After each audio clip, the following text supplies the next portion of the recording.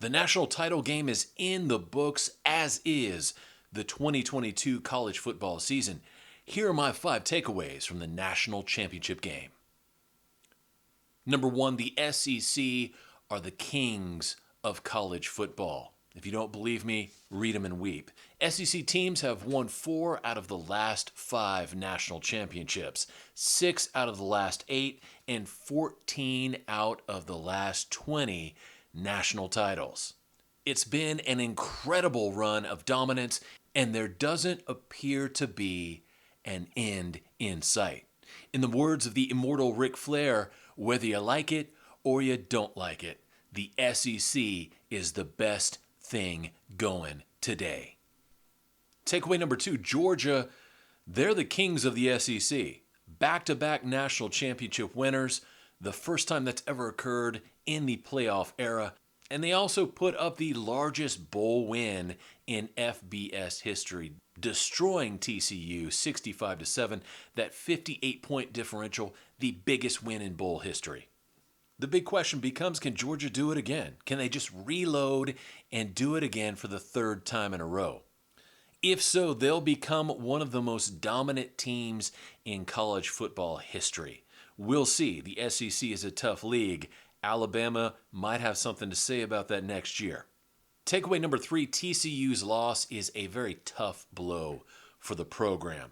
Up until the national title game, TCU was a Cinderella story.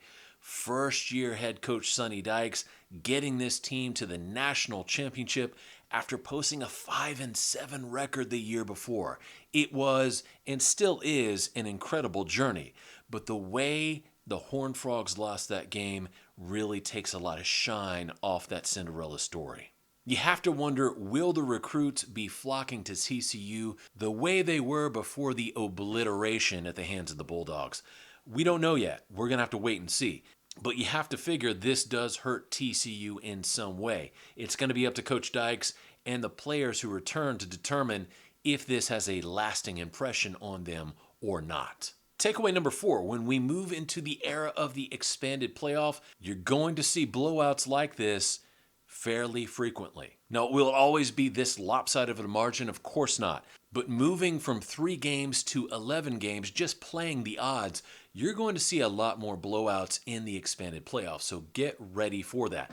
Not every game is going to be an instant classic or an overtime thriller. Sometimes stuff happens, and sometimes that stuff's pretty bad. So get used to seeing these blowouts every now and then in our upcoming 12-team playoff format. Takeaway number 5, you have to wonder, with the dominance the SEC has displayed over the last 2 decades, and most especially in the last 5 to 10 years, once the SEC expands to 16 teams, will they have their own internal playoff?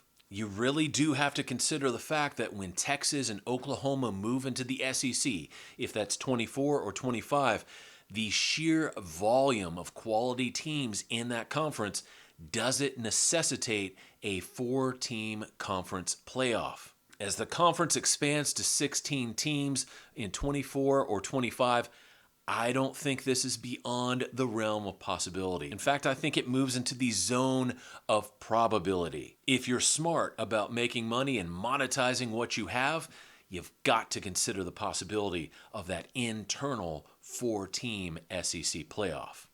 I'll be back a little later on to give my in-season recap, but I wanted to touch base after that incredible performance by the Bulldogs and give you my 5 takeaways from the national championship game.